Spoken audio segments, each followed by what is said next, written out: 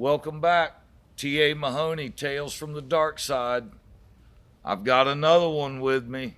I don't know when I'm going to run out. It seems like I just got weirdos coming out of the woodwork, it seems like, especially fishing season. But Justin Santelo, how you doing, buddy? Good, Mike. How you doing? I appreciate you coming. You a captain?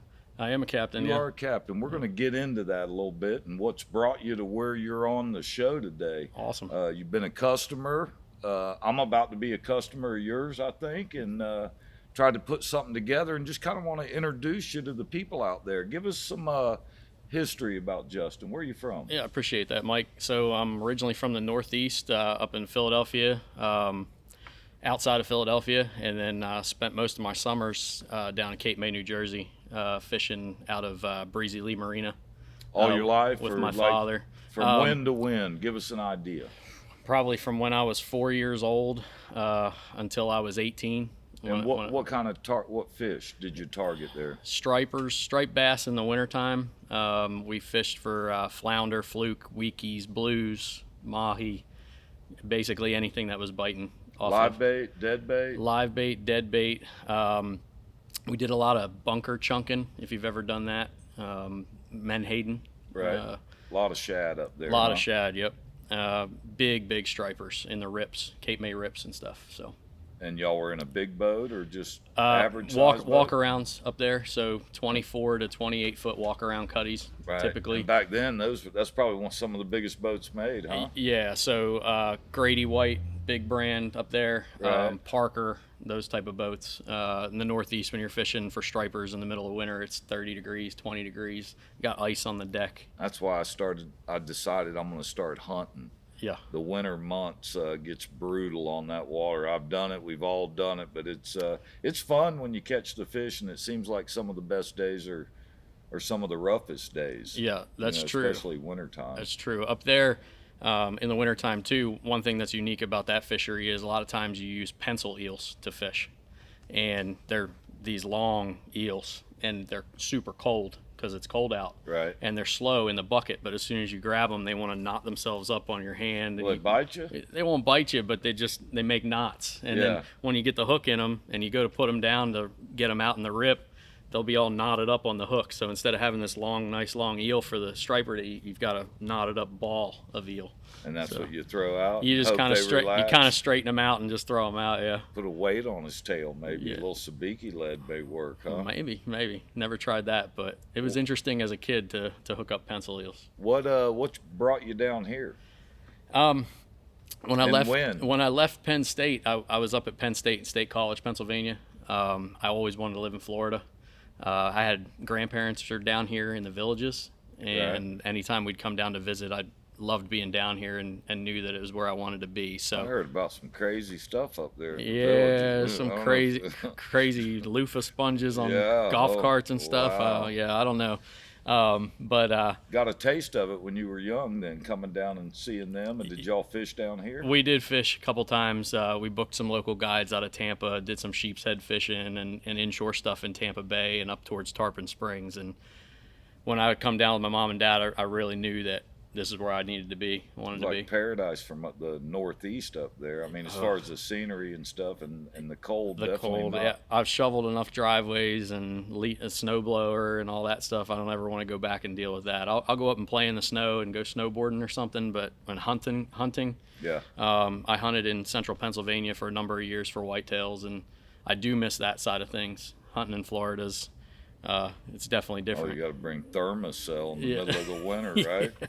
Yeah. Keep the mosquitoes off. Yeah, it's a totally different animal. But, that's what brought me down here. And as soon as I got here, I didn't know if I was going to jump right into the fishing side of things and kind of got my feet under me. And then. So did you just up and move down here, save some money, rented a place? I did. I was actually supposed to be taking a job with a pretty well-known sunglass company, and who was that?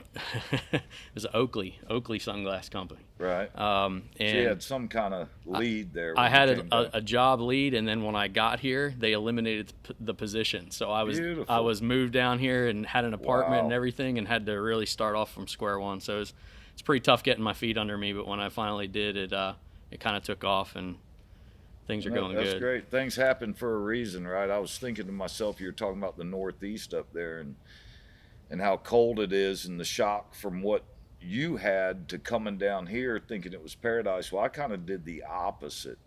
I was about, 20, 21, and my wife's family's from Connecticut. Really good people up there.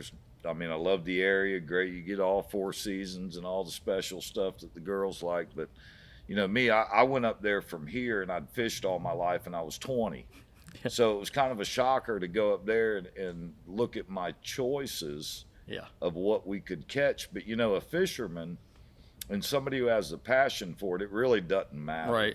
If that's what's available today, brook trout that are, half a pound, that's what we're going to go catch today. And I bet you we have a good time. Oh, yeah. And I was up there, I wore long johns 9 or 10 months straight.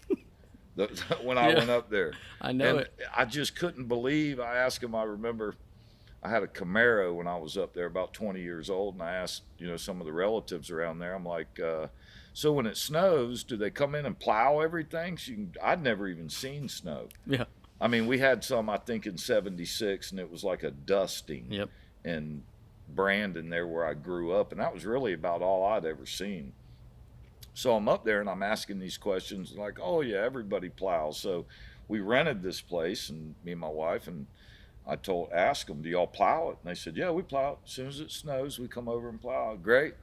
Well, first time it snowed, I'm stuck at home, right? In a Camaro with rear wheel drive, and I had to end up going backwards down the road before I even turned around because it wouldn't pull. Yeah. So day 2, I had a Bronco 4-wheel drive. I went and traded that one in. Yeah, you get rid of the rear wheel drive cars pretty quick. It was a shocker. It's neat, and I would suggest anybody around that whole Northeast is a beautiful area up there. I got to fish for some fluke, and and that's another tale from the dark side there I could tell you about, going out with a guy up there. And the first warning when I went out at 5:30 in the morning, he came out of the houseboat with a beer. Yeah. Yep. So I thought, ooh, yep, this is going to be a fun one. Yeah, it starts early up there. Yeah, they like to drink. We got lost in the fog, and it was when GPS first come out. Yep. And I finally talked him into saying, hey man, let me run this boat. You got to have confidence in that machine. And I followed it, and it got us back to the Connecticut River. That was another story by itself. But back to you, Justin, and coming here. You move here. You're in did you move to Orlando originally? No, so I moved to New Tampa. I was up in Wesley Chapel area for a while. And then at the time I moved down here by myself, and then my wife I actually knew from college. And shortly after I moved here, she came down on vacation. Awesome. She came down on vacation and hit it off. She didn't come down on vacation. Yeah, she came down to see you. She came down to see me. Called it a vacation. Called it a vacation and hit it off, and she moved down not 2 months later, and the rest is history. So,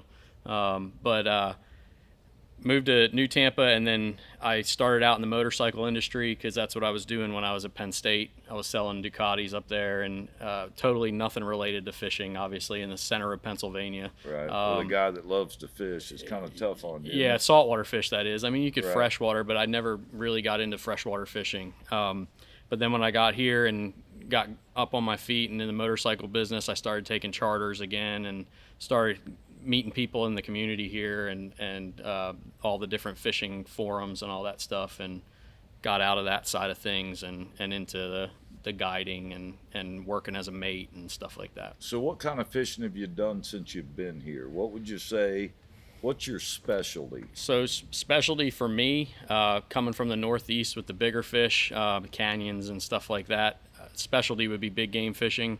But here in Tampa, also enjoy grouper fishing, bottom fishing, and stuff like that. With doing the big game stuff, I've been lucky enough to meet people, both with being here at Mahoney's and the different areas that I've been through, that had bigger boats that we could fish out, pretty far offshore at the Loop, and doing some of the Loop tournaments and stuff like that, and going for marlin and mahi and tuna and wahoo. Right. It's really, it's one of the things I'm in the middle of right now, and I know you are too. And there's a couple segments to this podcast, so we're going to get more into that on the second one. But, talking about the fish, was it hard to adapt like the way y'all fished up there in the canyons to coming out here to the Gulf Stream and fishing in that? It's a little bit of an adjustment. The biggest adjustment, obviously, is the continental shelf of the Gulf. Right. It gets deeper pretty quick in the Northeast, not canyon deep quick. You're still running 50, 60, 70 miles to get to the canyons, right? Right. But the difference here of if we're targeting pelagics, like the bigger tunas, the wahoos, the sailfish, the dolphin, running 50, 60 miles to find that blue water, the start of that blue water, and pushing out. Right. It was an adjustment to just think about having to be on the boat for a couple hours even to even get to the fishing grounds, Right. So a lot different. Yeah. Back in the Northeast, your depth gets a lot. Yeah, deeper, you're in a couple hundred feet, pretty close, quick. pretty quick versus here, right? So, but if you're trying to, target Gulf Stream type fish up there, you're still running, 50, 60 miles. Right. It gets a lot bigger up there in the Northeast Yeah, as far as wave the height. swells are a little different. Here you have that crazy washing machine stuff going on. Up Right. there, it's nothing to have, a 10 to 11 second period with a 8 to 10 foot roller. I mean, and it's which a lot of times that's the whole key I noticed from fishing the East Coast is you're looking for that gap in between, and that's one of the things we don't really get here until you get 120 miles out. Yep. Then it starts kind of getting spread out Yep. somewhere. It's a little bit easier to deal with. Yeah, you know? you start getting closer to the steps and the deep water, and you get kind of smoothed out off that shelf. Yeah. Yeah, I was talking to a friend of mine today that went out. We're actually going tomorrow, and he put some pinfish traps out, and he went out off the beach, and the water was beautiful running through Tampa Bay. And then on his way back, he said, well, the wind picked up and it got kind of choppy. Well, first thing I said was, hey, look at the tide, because the tide probably changed and started rolling against the wind about that time. Yep. It's not going to be that way offshore. Right. Once you get out there, a lot of the winds and a lot of the stuff we get inland, we don't really get out there. I mean, Right. I've been out there all day before, and I come back, and my wife's like, how bad was it? And I said, it wasn't bad at all. Well, it rained and fog, and Yep. I didn't see none of that. Yep. Yep. Maybe I should go back out. Yeah. I'm going to leave now. Yeah.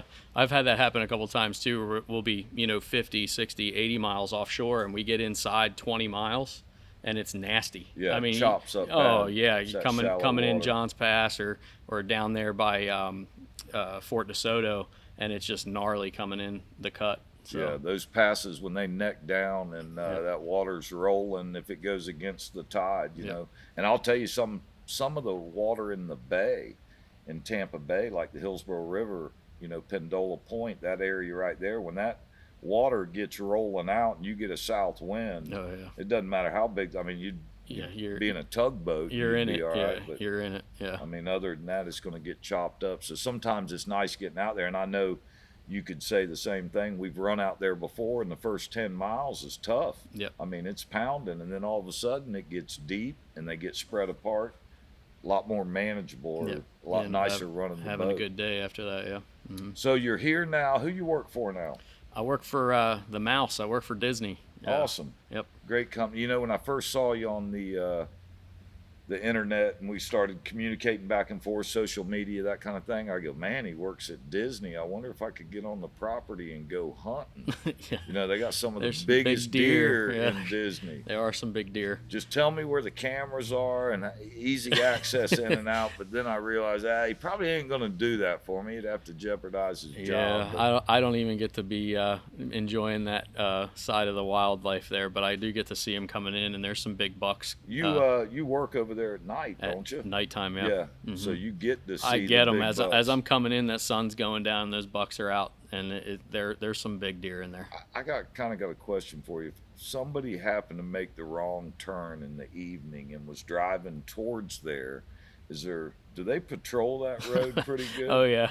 Oh, they do. So, yeah. I was just wondering if I made the wrong turn. Every now and again, we'll get a radio call that somebody heard shots fired or somebody, and 9 times out of 10, it's somebody poaching deer.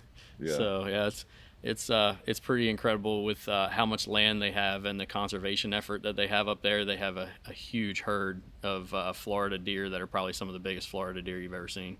Yeah, and I don't know if you know the history behind that, but we lost about every deer herd we had in the United States here. During the Depression, a lot of them were harvested to feed people. and they imported a lot of deer. And if you look on a satellite chart of Florida, and it's basically what Walt Disney World owns, Yep. the center of the state, Yep. all the way across to both coasts. That's a thick, heavy yeah. wooded area. It goes all the way up to Bruceby Downs. World records have been shot in Green Swamp, which is Polk County. Yep. I believe his name was James Stovall. Yep. Bow and arrow, a 200 and something inch deer right here in our backyard. Yep. I'm wondering where that thing's been. I've driven these roads forever, and he never popped out in the middle of the night. Yeah. Because I'd have had him. Yeah. Wouldn't have been Stovall's buck. Would have been mine. And you know what? If you go in front of a judge with a 200-inch buck and say, he was standing there, and and I stopped, and he still didn't move, and I know he heard me put the bullet in the gun, and he still didn't move, how can you blame him? Yep. World record stuff, smoke him. There's more of them. I mean, this is entertainment. Remember, don't get all upset. But, if something stands there long enough, you got to think it probably wants to die. Oh, yeah. Maybe something's wrong with it. Yeah, maybe some problems that's the problem that we don't know about. Maybe, I don't know. Hey, It the could deer be psychologist. sounds like a little bit of flim flam to me, but flim flam. He's got it. Hey, Yeah. Justin, we're having a good time. I appreciate you coming out here. Yeah, man. We're going to take a break right now, and we got one more segment. We're going to get to now and what we got going on with you. And Sounds good, Mike. appreciate you coming out. Appreciate it. We'll be right back.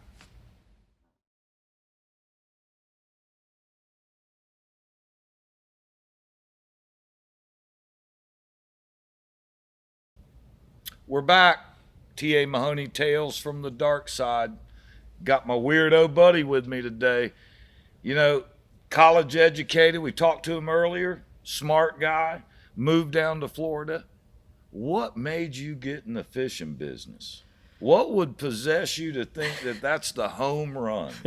That's what I want to know, because everybody I know in this business is starving, including me. Yeah. It's a tough business, that's for sure. But when you're passionate about something and you love to do something in the outdoors, and you kind of make it part of your life. And did I know that it was going to turn into what it is today? No, absolutely not. Things started out as a hobby, and you start gaining relationships and making moves in the industry and seeing really where you're going to fit. And that's kind of where it brought us to today. And that's what I've seen a little bit. I've known you for a while, and you kind of bounced around doing some different stuff. We've done some charity work together. Yep. One of the things, and I talked about it on one of my shows, I kind of put myself with people that are like myself. They're going to contribute to the industry. They're going to care about the people in their area, and they're going to be a hands-on type thing. And that's one of the things that kind of drew me your way, and that whole Bahamas thing. Yep, that was phenomenal. What we did, I know that you decided to set up camp with some other people over there, and you were doing where you could travel to the Bahamas and fish for 3 or 4 days, lodging and all? Yeah, so I was a captain for a company that we had just gotten off the ground about a year and a half before COVID hit, and we had set up basically a fishing lodge in the beautiful place. Lots of hard work y'all put in there. Yeah, I appreciate that. It was, and it was in Grand Bahama, and what we were going to be doing was taking all expenses paid, basically full trips to the Bahamas, where you could go fish and stay in the Bahamas at our lodge. Similar to what you would experience like you go to Venice, Louisiana, and you stay in the houseboats or whatever, and that's right. The boats come and get you, and you're right there, and literally you're hard to beat. Yeah, it's full circle. And unfortunately, with COVID and my living situation being in Central Florida and having to travel to Palm Beach, we got to run 3 big all-inclusive trips before COVID took everything out, because the Palm Beach area, Miami, Fort Lauderdale, that area was hit one of the hardest in Florida. Sure. And tourism almost gone to nothing. Tourism was gone to nothing. I've had fellow captains that I knew out of Palm Beach struggled for quite a while due to it. So finally they're starting to recover now, but it kind of wiped that thing out for us, and we ended up going a different direction, and I came back up here to Central Florida. And how I got started with the tackle side of things, which we're getting ready to talk about. Yeah.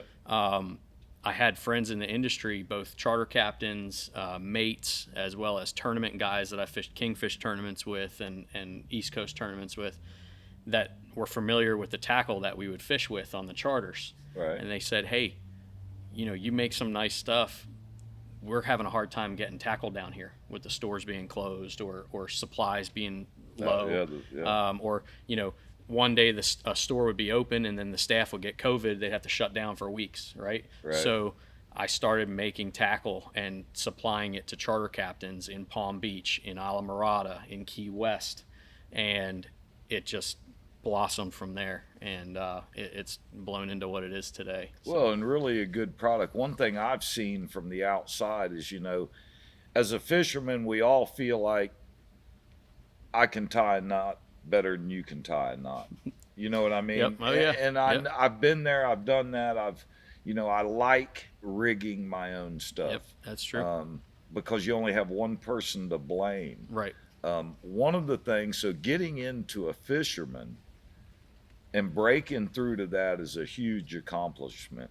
And I'm not saying you got everybody, because there's hard-headed people out there, and there's people that got time to do it themselves. They have the access and all that, so why not? Yep.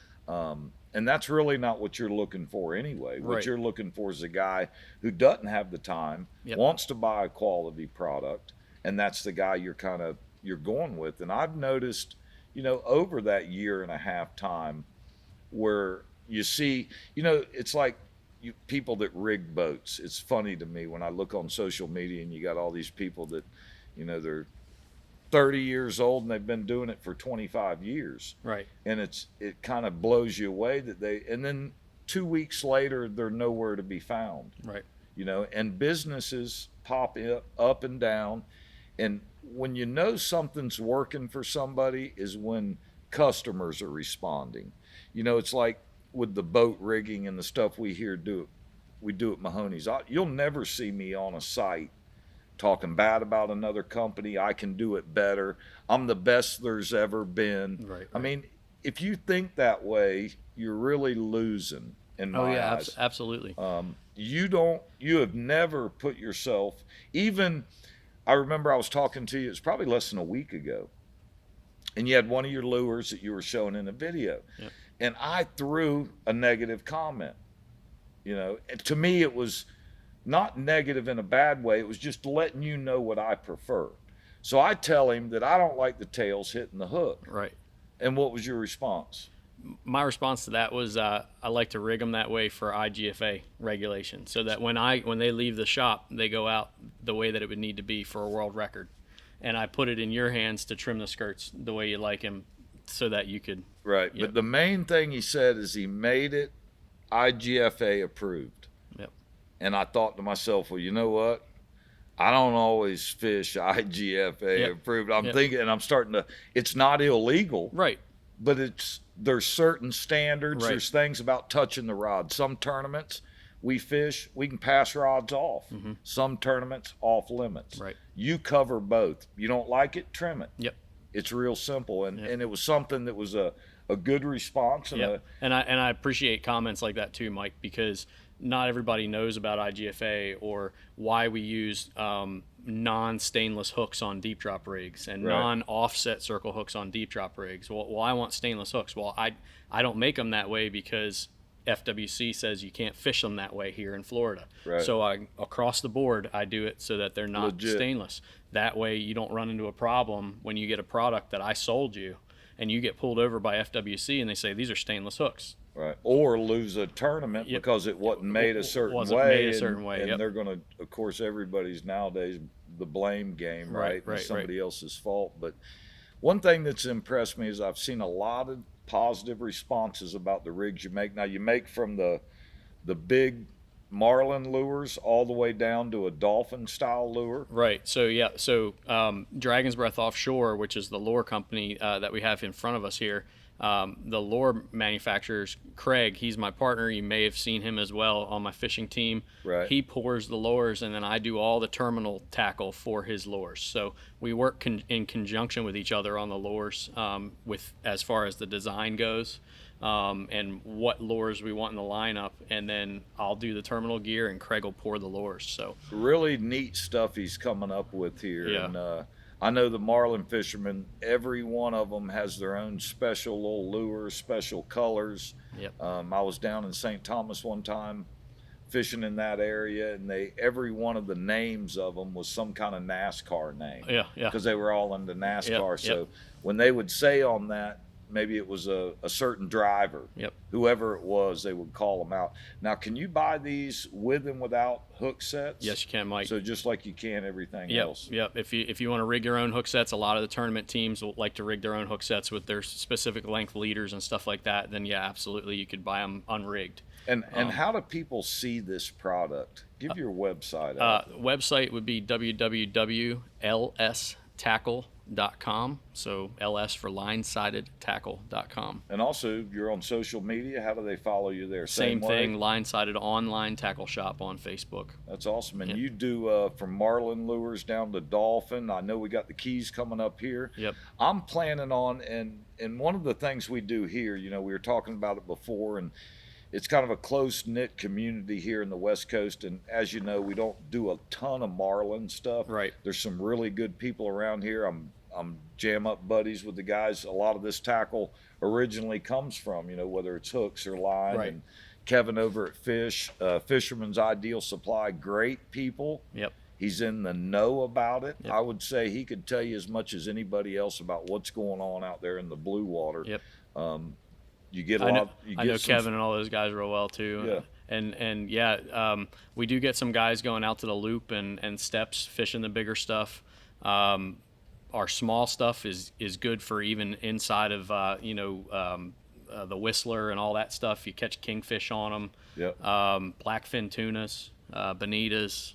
And you can pretty much custom make anything. I know I like using like a daisy chain sometimes for those tuna, and Yep. So get a string of them. Yeah, so we're actually working on that right now.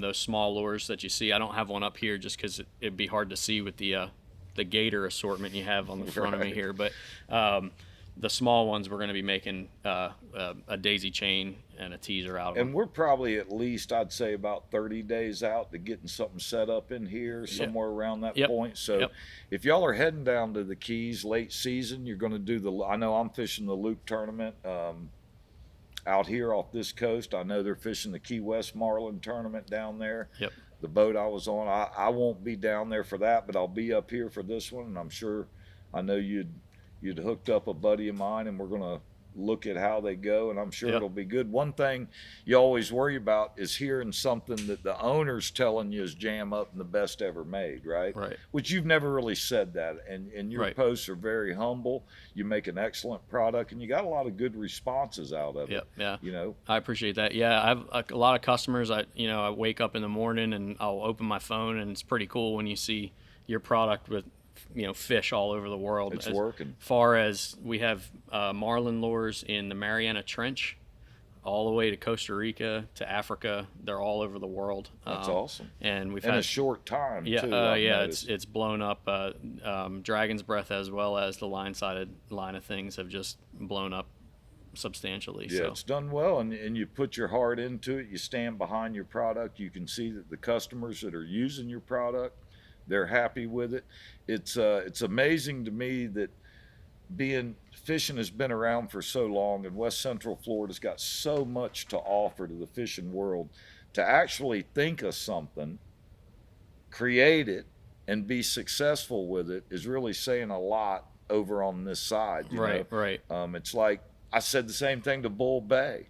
The Yeah. first time I ever got Bull Bay rods in here, I said, how hard is that to come into the fishing industry with a good fishing rod? Everybody's got a good fishing rod. Everybody's going to tell you theirs is the best. Yep. You know what? It's proven. Yeah. That rod is an excellent rod. That rod works. It's the same as your product. Yep. It works. It does good. You think about John. This whole area really puts a lot of stuff on the map, and it has to do with manufacturing. When Bob's Machine came out with the first jack plate, there wasn't nobody around that even thought of jack plates. And still, you look at some of the other jack plates and you wonder what they're thinking when they put them on the boat.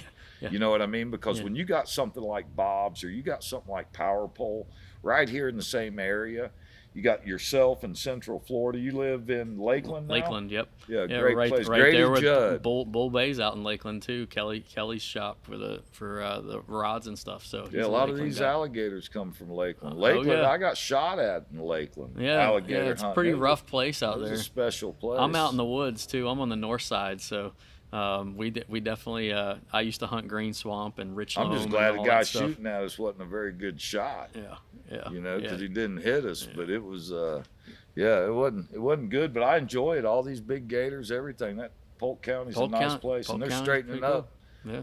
Believe me, Grady Judd, he's on fire. Yeah, he's a great guy to have around. So yeah, well, I'm glad to have you over here a little bit close to me. I know you're going to be coming in and checking on the quantity. You know, once we get this thing open again, we've been here, T.A. Mahoney, 75 years in Tampa. This year we're going to have some kind of promotional thing. You know, you kind of worry about everything opening back up, and you want to do the right thing. Imagine that, people. I'm looking to do the right thing. For as long as they can see me, you know what I mean? If you ain't watching, that's you know, you don't make the paper. Yeah, that's flim flam. But I appreciate your time today, Justin, and Mike, coming out with us. Appreciate you having us here. We are going to have Justin's product on the shelf within 30 to 45 days. We're going to have a lot of blue and silvers. We're going to have stuff that's going to catch the dolphin and catch the fish in the Keys and around here. And it's really heating up here. You know, once that water gets warm here, that's the time we all are heading out. And I'm heading that way tomorrow morning, kind of to the deep area. I know, I'm jealous, man. Looking forward to seeing how y'all do tomorrow. You know, I only got so many days off a year, and they don't roll over. So I got to use them, you know, got to use them. But I appreciate y'all listening. Justin, thanks for coming out. Thank you. Look him up. We'll see you next time. Bye-bye.